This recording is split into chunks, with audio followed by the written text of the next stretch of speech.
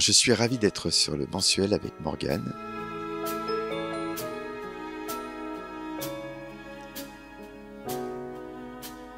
C'est la 3e date. On a fait une résidence pour travailler le spectacle et effectivement, c'est la 3e date de la tournée. Oui, oui. Déjà, on sait que le spectacle plaît. C'est toujours la même chose quand tu écris un spectacle, tu sais s'il plaît que le jour où tu le joues devant un public. On avait joué ces chansons à Paris pendant 3 mois voilà, aux Folies Bergères. C'était un grand succès. C'était la comédie musicale Al Capone. Et comme on pouvait pas tourner Al Capone entièrement, parce qu'il y avait des décors, il y avait des costumes, c'était un peu compliqué, c'était lourd. Avec Roberto, on a décidé de prendre la matière première, c'est-à-dire les chansons, de choisir plus de 20 chansons du spectacle et du coup de raconter malgré tout le spectacle à travers les chansons, parce que c'est ça l'avantage, c'est que comme ce sont des chansons qui sont vraiment liées à une narration, quand on les met comme ça bout à bout, en précisant certaines choses comme font Roberto ou Thomas Boissy ou Magali Bonfils, on arrive à comprendre l'histoire qui est racontée dans le spectacle dans son ensemble. Si j'étais plus attendu que je n'étais désiré, mon jardin dans la rue, les pierres, mes jouets, une mère dont je suis fier, mais une vie sans fou rire. Chaque jour qui passe me donne envie de fuir. L'essentiel dans un spectacle comme ça, vraiment basé sur les chansons et sur la musique, ce sont les chansons et la musique. Donc le reste est plus accessoire en fait. On s'en passe beaucoup plus facilement que si on devait se passer des chansons et de la musique. Donc là, au contraire, on se dit, on revient à la matière première, c'est-à-dire ce qui m'a donné envie de raconter cette histoire à travers des chansons. Et ce qui est très étonnant, c'est qu'il y a justement, au contraire, il y a des gens qui ont vu les deux, qui ont adoré Capone et qui ont suradoré Hors-la-Loi parce qu'ils se sont dit, du fait qu'on soit dans un concert et que la seule chose qu'on a à faire, c'est écouter les chansons, les textes, les arrangements, du coup, on est moins, j'allais dire, distrait ou perturbé par l'histoire, les récitatifs, mais pourquoi il a dit ça, pourquoi il a fait ça, on est dans les chansons. Moi, c'est ce qui me fait le plus plaisir, c'est ça. C'est qu'on me dise que les chansons touchent, les chansons plaisent. Et il se trouve que du coup, en général, une chanson, c'est une petite histoire de 3 minutes. Là, en fait, c'est une histoire d'1 heure et demie, racontée par plusieurs chansons qui, bout à bout, permettent de comprendre l'histoire que je raconte dans le spectacle dans son ensemble. Ça, c'est vraiment une idée de Roberto qui me disait écoute, il y a tout dans les chansons. Si on fait le récital avec des chansons, les gens vont comprendre l'histoire et surtout, c'est les chansons qui plaisent et il faut repartir de ça. Et tant pis si on n'a pas les décors, les costumes, etc. C'est pas le plus important justement par rapport à la musique en fait. Ouvrez-moi cette fenêtre, priez que la neige fonde, permettez-moi de renaître dans un autre monde.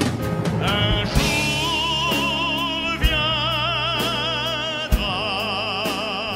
Je me dis, mais quelle chance que j'ai de travailler avec un artiste comme ça, dont la générosité est sans limite.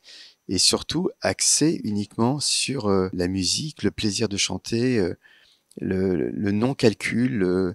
Il est vraiment dans ce qu'il a envie de faire. Donc pour moi, quand il me dit j'ai envie de faire ça, je sais qu'il est, il est au-delà de la sincérité. C'est que il est prêt à ce moment-là à tout arrêter pour faire ça parce que à ce moment-là, plus important que ses choix, même des choix de carrière, le plus important pour lui, c'est de se faire plaisir avec la musique qu'il a envie de défendre. Quand un artiste comme Roberto, qui chante des opéras de tous les grands compositeurs, dit moi je voudrais chanter tes chansons et en plus c'est jamais condescendant, c'est que à ce moment-là il a un véritable plaisir. D'ailleurs je le vois, il est comme un môme, il s'éclate vraiment. Donc pour moi c'est une récompense incroyable. Et quand je suis fatigué, épuisé, ça me redonne de l'énergie forcément parce que j'ai quelqu'un qui défend et comment dire diffuse mes chansons plus que moi je ne serais capable de le faire. Donc c'est un cadeau permanent. Un jour viendra,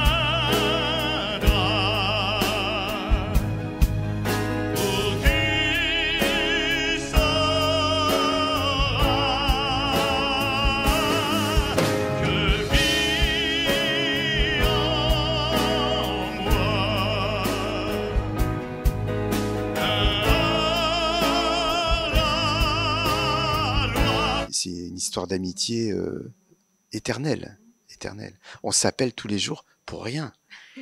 Là, par exemple, je me suis coupé, donc je suis inquiet pour le concert de ce soir. Il sait que je suis inquiet. Il m'envoie des vidéos pour me faire rire, pour me distraire. Alors qu'il va chanter ce soir et qu'il a la pression, etc. En ce moment, il se dit oh là là, il doit être miné, il doit pas être bien. Je sais qu'il pense comme ça. Comme moi, quand il m'appelle, il me dit oh là, j'ai un problème de voix et tout. Pendant toute la journée, je pense à son problème de voix et je l'appelle le soir. Comment ça s'est passé le concert? C'est au-delà de ce qu'on fait ensemble. On est connectés, quoi. On est vraiment connectés. Et l'on aura peur de mon ombre. Les murs trembleront sous ma voix. Ceux qui me trahiront, cachés dans les rues sombres, n'oseront plus s'approcher de moi.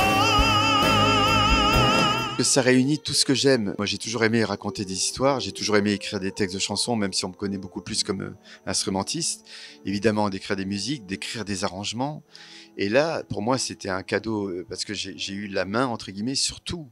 Sur l'histoire que j'ai racontée, sur les dialogues, sur les récitatifs, sur les orchestrations, sur l'écriture des chansons, les textes, les mélodies, etc. Donc j'ai pu tout maîtriser jusqu'au bout. Sauf la mise en scène, encore que la mise en scène... Parfois, je regrette de ne pas l'avoir fait moi-même, mais ça, c'est encore autre chose. Mais donc, c'était effectivement une chance incroyable. Et puis, comme j'ai toujours aimé écrire des chansons et que j'ai toujours été un peu pudique par rapport à ça, le spectacle musical, j'allais même dire l'opéra, parce qu'en fait, ça chante du début à la fin, bah, c'était une façon pour moi de légitimer le fait que je puisse à un moment donné montrer aussi mes textes. Un jour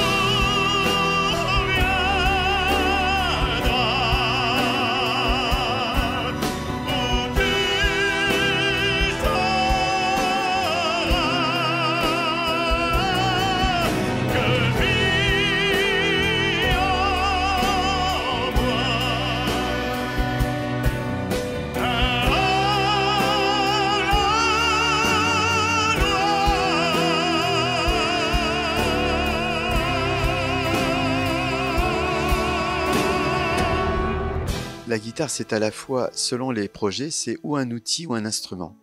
Quand je suis seul sur scène, c'est l'instrument qui me permet de faire de la musique en temps réel. Je fais régulièrement des concerts en solo. J'ai plusieurs formations de concerts différentes, mais quand je suis en solo, d'ailleurs très souvent, je rentre sur scène et j'ai pas de liste. Je joue ce que j'ai envie de jouer. Et là, c'est vraiment l'instrument qui me permet de faire de la musique en temps réel, relié à moi.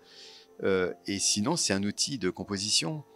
Soit pour composer pour la guitare, justement, soit pour composer pour des orchestres, pour des musiques de films, pour des chansons, pour des spectacles musicaux.